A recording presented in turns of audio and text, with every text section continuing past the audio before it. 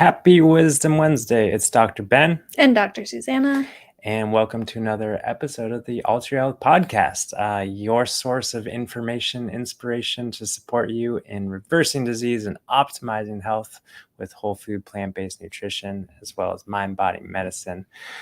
Today on Wisdom Wednesday, we are talking about the brain, body, mind, body, energetic, emotional, spiritual, metaphysical connections, as is usually the case, and specifically talking about allergies, which we discussed in our Medicinal Monday episode, talking about the immune system and balancing the immune system and kind of removing those things that can potentially put a strain and stress on the immune system with regard to our nutrition, as well as just lifestyle thoughts and ideas to consider cleaning up our lifestyle as a whole.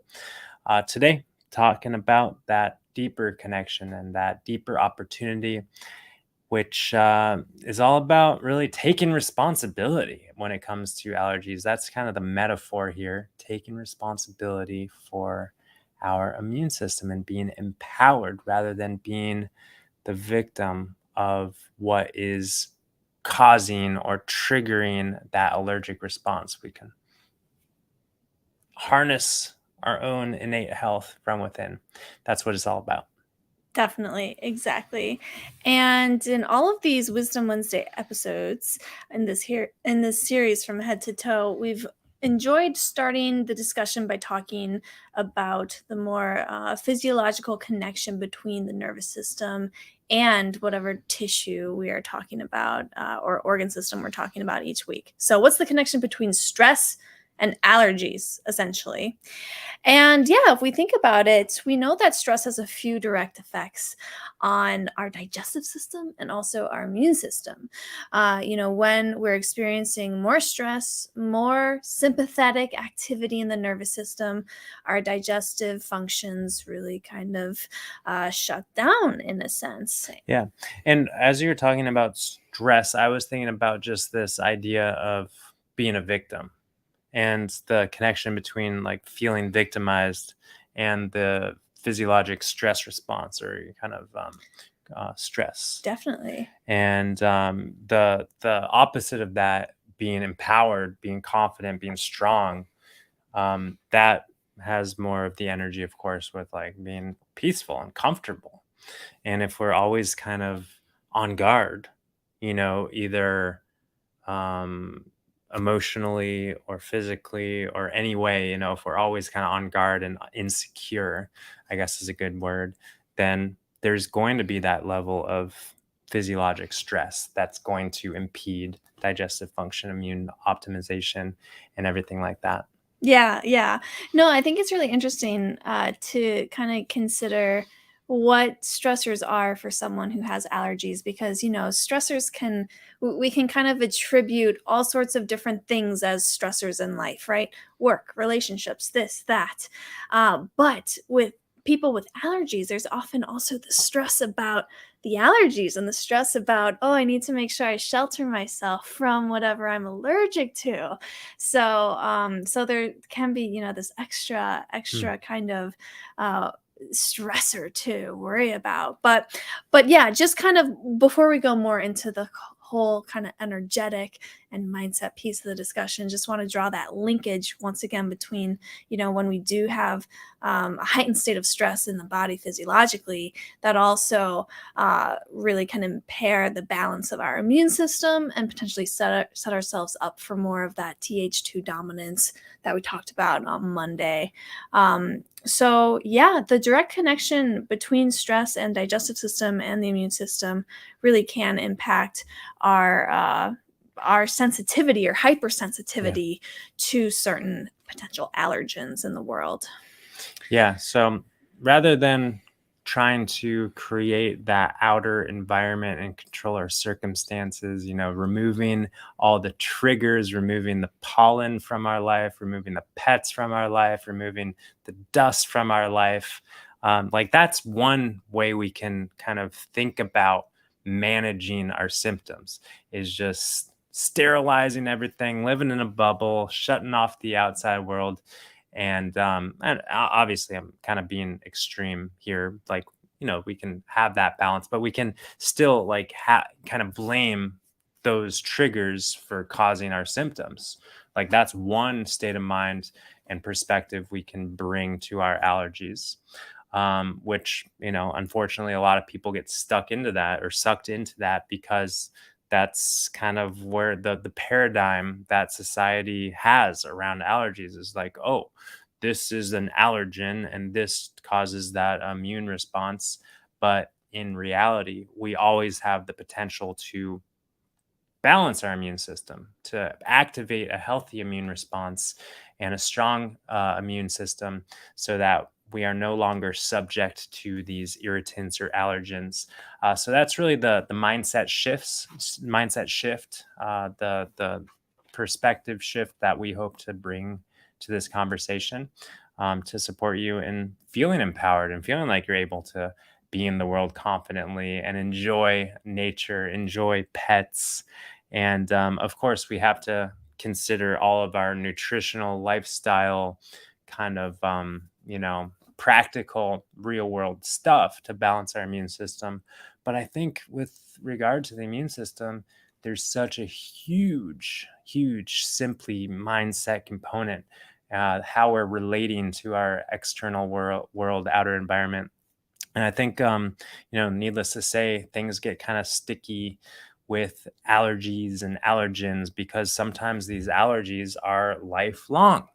So it's like we've got this ingrained thought pattern that cats cause me to have runny nose and stuffy eyes and, sneezing, or, springtime causes me to have, sneezing and cough and postnasal drip and all these, or, fill in the blank, or peanuts cause me to have hives. That's kind of one that might be a little bit more nuanced. But the fact is, we can reverse these quote unquote allergies. We've seen it a lot in our personal lives and professional practice. So that's kind of the open-mindedness that we hope to bring to the conversation and the way that we're thinking about and relating to allergies. Yeah, yeah. So, feeling empowered with our physical health and, taking responsibility for our physical health is one thing, but also taking responsibility for kind of our mental and emotional reactions to the world around us can also majorly actually help us in reducing that stressful, activation in the body. Yeah. So shifting gears to talk about these kind of metaphysical connections, of course, on the physical level, it's all about those kind of triggers. And Yes. Yeah, so let's go into some of potential energetic causes for allergies. And I have my two books here just to reference because they really kind of inspire the conversation here. And the first is from Louise Hay, and she says for allergies, a probable cause is denying your own power. And she asks the question, what are you allergic to? Her new thought pattern or her affirmation in response to this is the world is safe and friendly. I am safe. I am at peace with life. But in Ina Siegel's book, I really liked Ina's. Also, she says that a probable cause for allergies energetically could be feeling annoyed and aggravated with other people, giving your power away. That sounds a lot like what Louise Hay said. Blaming people and events for your negative reactions, obsession with people who have hurt you, allowing yourself to be controlled or manipulated by others, and then punishing them by withholding love and kindness. So she goes on and on and on. But we see a really, really similar theme here. This whole idea of blaming and pointing fingers. And when we think back to that kind of common mindset that can come up with allergies, blaming the pollen, blaming the cats, blaming the trees, blaming the whatever for our reactions. On that emotional level, it's so common for people, whether they have allergies or not, to blame their emotional reactions, right? Their kind of emotional allergies Yeah. on something that's outside of themselves. Yeah, I like that. I mean, we all have allergies, right? Sometimes they're just not immunological responses, but we're all kind of allergic to people. We all like sneeze when They're- someone walks in, energetically sneeze when someone walks into the room, or something happens to us. We're all responsive or reactive in our own ways to our external environment, whether it's people or situations. And I guess the reminder is, and the opportunity is to just stop giving away our power. I really like that kind of visual. It's like the power is within us. And I think also power can be equate to our immune system, our vitality. Our vitality is within us. Our immunity is within us. And this kind of, this delusion that something is causing us distress, something is causing our symptoms, something out there is causing our emotional pain and suffering. Something out there is making us sick. Yeah, that delusion is frankly giving away our power, and we can take it back. We can take it back. And of course, it's maybe easier said than done, especially on the emotional, energetic realm with sticky circumstances and people and situations and family patterns and upbringing and programming and imprinting and this and that. But there's always that opportunity to kind of stand in the present moment and recognize our power being innate, our immunity and vitality being innate, and live from there. Right. Yeah, and it's making me think of actually something that I read last night in a book that's totally unrelated to, these kind of energetic causes of physical symptoms and unrelated to, the discussion of mind, thought, and consciousness. It was actually a book about mothering. But it's very much related to this topic of how we can, we talk about balancing the immune system to help reverse the allergic response to things in our environment. But how do we then balance kind of our emotional response to our triggers that tend to cause our emotional allergies, right? And it's really making me think about this excerpt from this book last night, where essentially the author was talking about, and the book, just so you know, is called Mothering from the Center, and it's written by Tammy Kent. Tammy Kent. Thank you, Ben. And she was saying how, so many of us, we have these patterns where, if our kid does something, or if our partner does something, or if someone does something, it's like that achoo. We just respond right away with, maybe it's impulsive. Yeah, impulsive anger, or impulsive shutting down, or impulsive whatever it is, right? And she said, when you feel that bubbling up, rather than immediately impulsively responding, if you can give yourself that little break and time to actually kind of distance yourself from the situation and consider, okay, what do I need right now? What do I need to get back to my center? Whether it's to take a breath, or whether it's, to sit in the other room for a minute, or go for a walk, or give yourself a snack, or whatever, then essentially that kind of allows time for that reactive pattern to dissolve, right? Because if we're just kind of reinforcing a reactive pattern, we're just going to keep doing it for the rest of our lives, right? Yeah. But if we break it up with a little bit of time and a little bit of self-care, then that pattern becomes weaker and weaker and eventually dissolves on its own. And so I just kind of liked that perspective and that description of how she talked about kind of repatterning these kind of impulsive responses. Yeah, it makes me think about, just this idea of everything that we're doing is kind of a neurophysiologic process, where it's kind of like wired at the fundamental level. These pathways in our brain and nervous system are wired, or at least that's kind of a theory as far as I know of neurophysiology. But we created that. We created all those pathways, consciously or not.